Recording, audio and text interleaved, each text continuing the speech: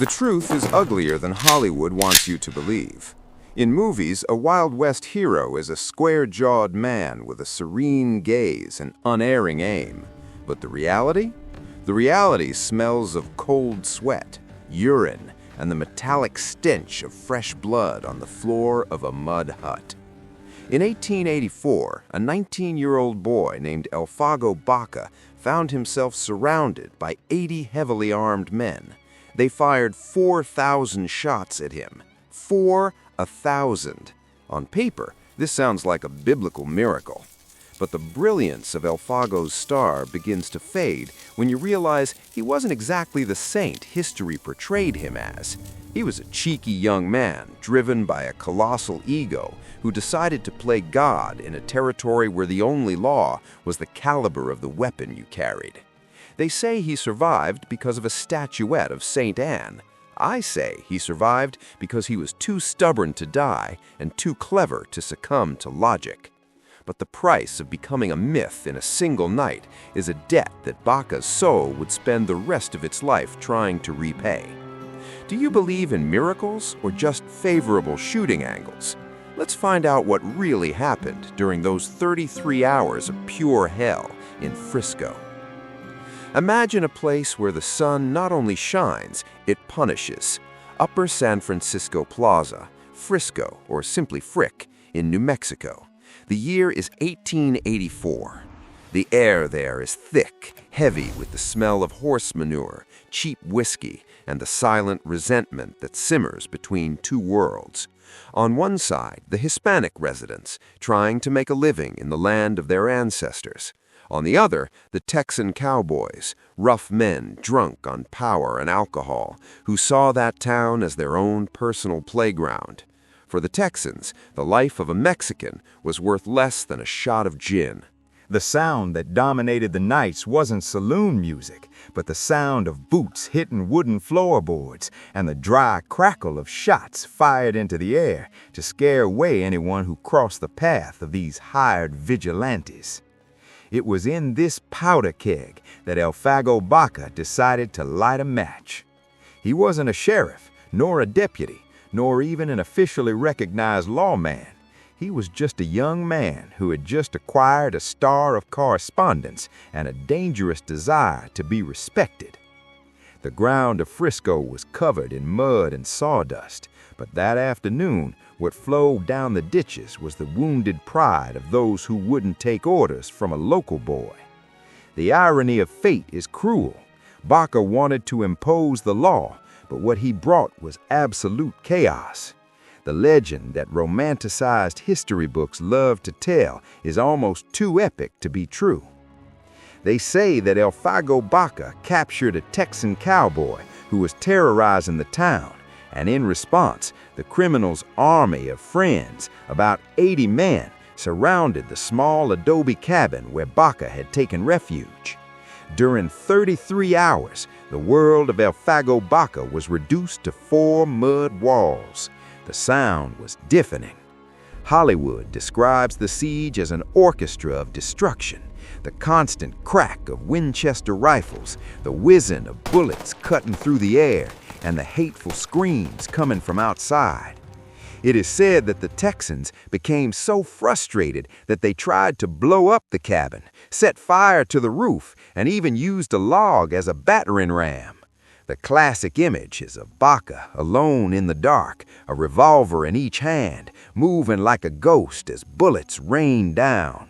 When the Texans' ammunition finally ran out and the sun rose on the second day, the miracle was revealed. The cabin was riddled with holes, more holes than Swiss cheese. But Elfego Baca emerged through the front door, unharmed, cooking tortillas and drinking coffee. To the people of Frisco, St. Anne had descended from the heavens to deflect the bullets. To the Texans, he was the devil himself. The truth, however, is that the miracle had a far less divine architectural secret. This is where the legend starts to lose its veneer. If you believe that Elfego Baca dodged 4,000 bullets with the power of prayer alone, I have a plot of land in the desert to sell you. The truth is that Frisco's miracle had much more to do with interior design than with divine intervention. The adobe hut where Baca had taken refuge had a crucial detail. The floor was recessed, about 30 centimeters below the level of the outside ground. While the Texans unloaded their Winchester rifles at chest height, hoping to hit a standing man, Elfego lay on the floor, literally below the line of fire. The adobe walls, that dry, dense clay, are excellent at stopping projectiles. Bullets entered, but didn't pass through. Thousands of shots hit the house, turning the furniture into sawdust and the windows into shards. But as long as Elfego remained glued to the ground, he was in a bubble of safety. The irony of fate is cruel. The Texans spent a fortune on ammunition to shoot into empty air, while Baca, between shots, probably smelled the damp earth and tasted metallic fear in his mouth. The great hero wasn't in a ballistic dance. He was buried alive, waiting for time to pass. But make no mistake, survival changed something within him. When the siege ended, Elfego Baca was no longer that 19-year-old boy. His ego, which was already large, inflated to the point of becoming pathological. He came to believe in his own immortality, and a man who does not fear death is a danger to himself and others. In the following years, the star's brilliance began to fade completely. He became a lawman operating in a gray area of morality. He didn't just arrest criminals, he hunted them down with a glee bordering on sadism. There were reports that he sent letters to fugitives saying, "Come and turn yourself in now. If I have to come looking for you, I'll bring my own judge, jury, and gravedigger." Paranoia began to set in. He always felt that the next Texan would be waiting around the corner with a score to settle. This fear of death, masked by blind arrogance, turned him into a polarizing figure. He was a hero to the Hispanic people, yes, but to the legal system, he was a ticking bomb. The man who had survived 80 gunmen now spent his nights with his finger on the trigger, terrified of his own shadow in the saloon. Elfego's transition from vigilante to lawyer was his greatest masterstroke. He realized that in the Old West you could kill a man with a bullet, but you could destroy an entire life with a pen. He became one of the most feared and effective lawyers in New Mexico, but his ethics were as murky as horse trough water. They say he defended the worst types, cattle thieves, murderers, and swindlers. His tactic, simple and brutal.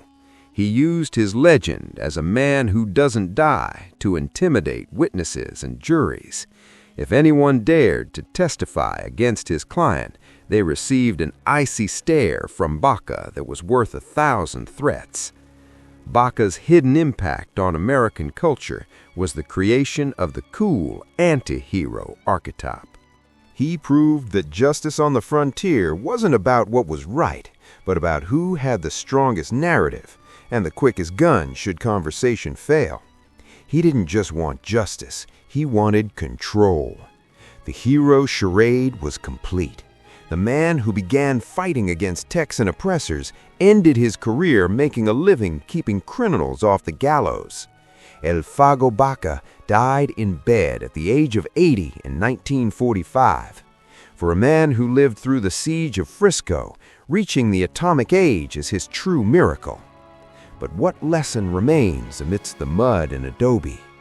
Baca's story teaches us that survival is often a mixture of blind luck and a well-planned hiding place. But above all, it shows us how ego can transform trauma into armor. He spent 33 hours under fire and the rest of his life trying to prove he was bigger than those 4,000 bullets. He was neither a saint nor a demon. He was a man who understood before everyone else that in the Old West, the truth is secondary. What matters is who tells the story last. Elfego Baca told his story to the end. And you? What would you do if you had 80 rifles pointed at your heart? Would you pray to St. Anne or check if the cabin floor is deep enough?